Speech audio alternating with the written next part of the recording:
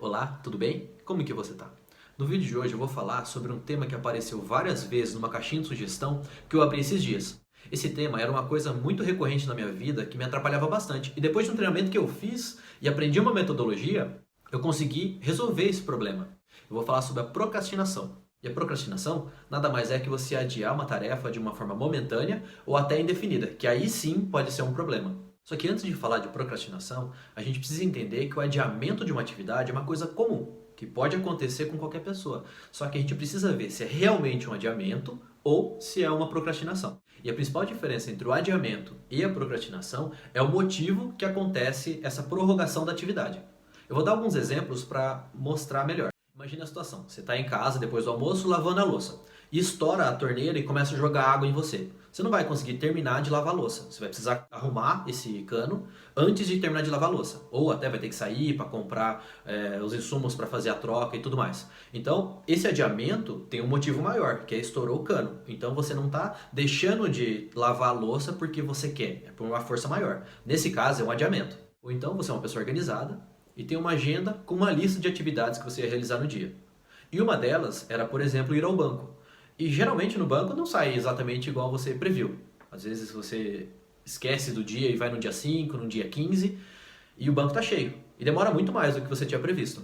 E as outras atividades que você ia fazer em sequência acabaram ficando atrasadas ou até não deu tempo. Nesse caso, acaba sendo um adiamento, porque não foi porque você não quis. Aconteceu alguma coisa externa que acabou te atrapalhando. E agora outro exemplo. Eu preciso fazer declaração do imposto de renda. Eu lembro de um vídeo que eu tinha assistido no YouTube, eu abro, começo a assistir e eu passo a tarde inteira vendo o YouTube e a hora que eu vejo acabou o dia e eu não fiz nada. Isso sim é um exemplo de procrastinação. E se esse terceiro exemplo que eu dei é algo recorrente na sua vida, esse vídeo com certeza ele vai te ajudar. E agora que você entendeu a diferença entre um adiamento causado por um evento externo, que a gente não tem controle, então esse a gente não vai falar, e um adiamento causado por procrastinação, então a gente vai falar sobre esses. E pensando sobre esse tema, eu cheguei em 3 motivos pelos quais a gente não quer fazer a tarefa no momento.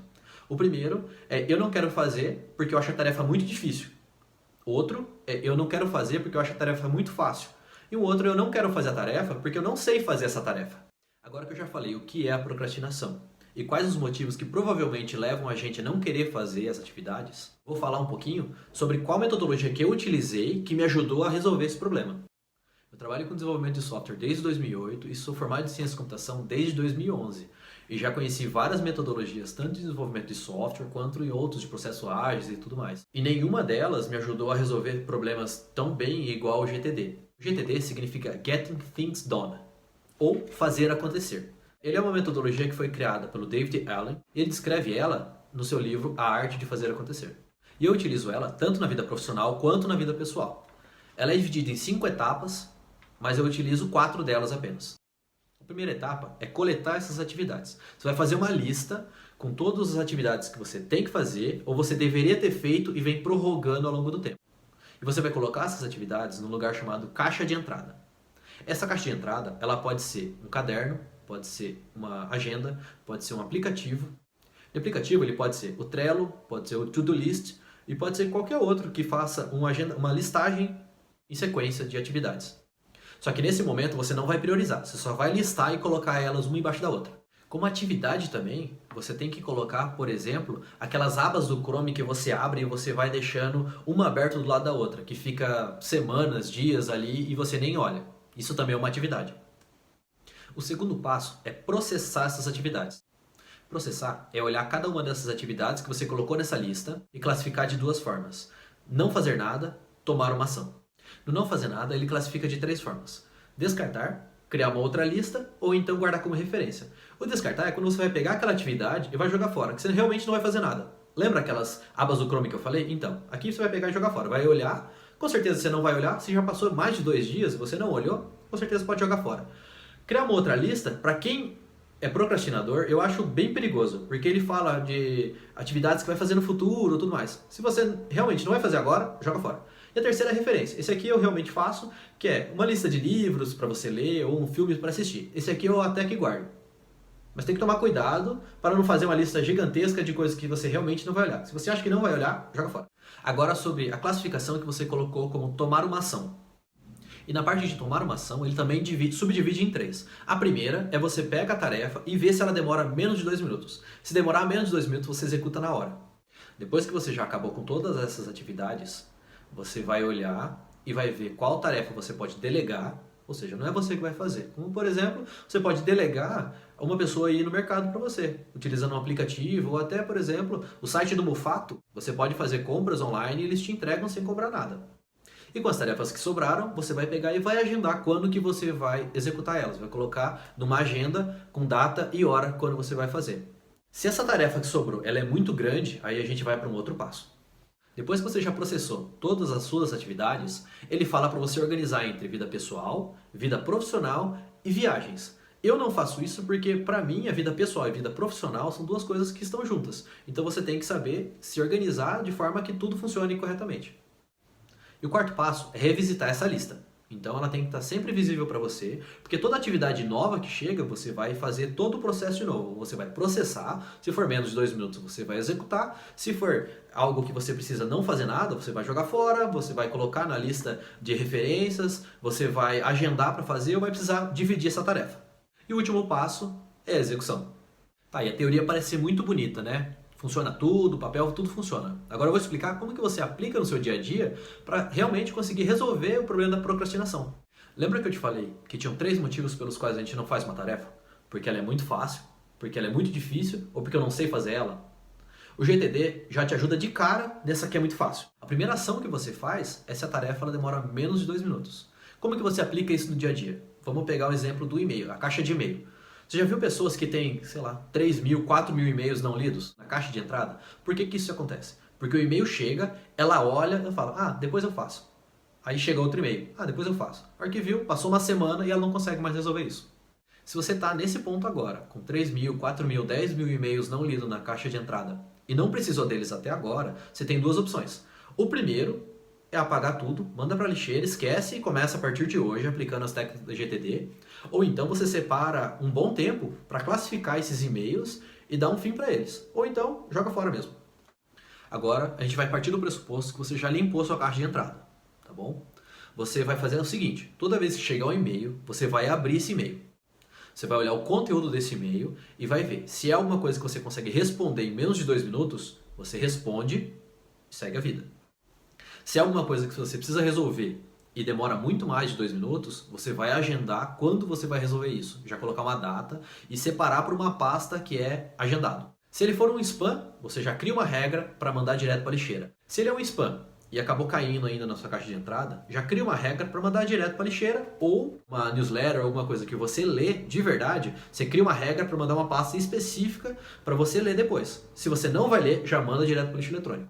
Outra solução, se for uma newsletter e você não lê mais, geralmente lá embaixo do e-mail, ele tem falando que você participa de uma lista de transmissão de e-mails. E sempre tem um botão de cancelar. Você vai e se desregistra porque você não vai ler mesmo. Ficar enchendo a tua lixeira também não serve para nada. Agora uma outra aplicação prática que eu utilizo no meu dia a dia. Como eu falei, eu também trabalho com desenvolvimento de software. E lá, dependendo da tarefa, eu aumento esses 2 minutos para 5 minutos. Por quê? Porque lá nós trabalhamos com uma fila de chamados. Na fila de chamado, tem chamados que são mais difíceis e chamados que são mais fáceis. Eu sempre faço uma triagem olhando chamado por chamado. Se esse chamado ele demora menos de 5 minutos, eu já pego, executo ele e já tiro da fila. Agora eu vou falar quando a gente acha que a tarefa é muito grande ou muito difícil de fazer. A gente acaba tendo que dividir ela em tarefas menores. Mas por que a gente precisa fazer isso? Porque o nosso cérebro, a gente pensa de forma macro, só que a gente executa de forma micro. Tá, mas e o que isso quer dizer? Imagina comigo, você está com um boleto na mão e você precisa pagar. O que você vai fazer? Você vai parar e vai pensar. Boleto, você paga sozinho? Não, não é isso. Você tem 2 opções. A primeira é você ir no banco, num caixa eletrônico, colocar o teu cartão, digitar a tua senha, selecionar a opção de pagamento, fazer a leitura do código de barras, confirmar os dados e pagar, certo? Ou então você pega o aplicativo do seu banco, entra nele, seleciona o pagamento, escaneia o boleto, confere os dados, senha e paga, certo? Então, isso que eu falei, pagar o boleto é uma forma macro, só que você não consegue pagar o boleto. Você tem que executar uma série de ações até você conseguir chegar no ponto de pagar o boleto. Tá, mas esse exemplo de pagar o boleto é super fácil. Eu não me procrastino pra ter que pagar o boleto. Agora vamos para um exemplo um pouco mais complexo. Imagina que você tem que fazer o seu imposto de renda. O imposto de renda é a mesma coisa de pagar o boleto. você tem que quebrar essa tarefa maior em uma sequência de tarefas menores. E depois você pegar, agendar cada uma delas e executar. Eu vou dar um exemplo de como que eu fiz esse ano. Primeira coisa, eu preciso saber quando que é o prazo de entrega dessa tarefa. Porque não adianta nada eu me programar para daqui a um ano entregar o imposto de renda desse ano, né? Não faz sentido. O segundo passo, eu sei que para fazer a declaração de imposto de renda eu dependo do programa que o governo federal disponibiliza para a gente. Então eu tenho que entrar, atualizar e deixar tudo pronto na minha máquina. E terceiro passo, eu sei que eu posso usar o arquivo do ano passado para importar para esse ano e continuar a partir dele. Então eu vou, pego no meu backup pessoal esse arquivo, insiro no programa e já deixo tudo pronto.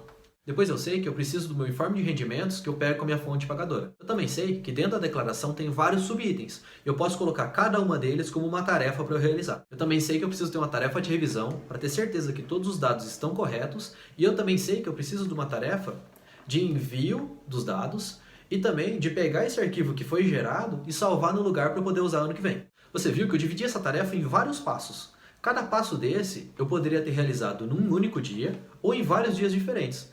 Esse ano eu deixei a máquina pronta em um dia, tive certeza que eu tinha todas as informações em mão para depois pegar e fazer tudo de uma vez. Mas eu separei um dia para revisar e enviar os dados.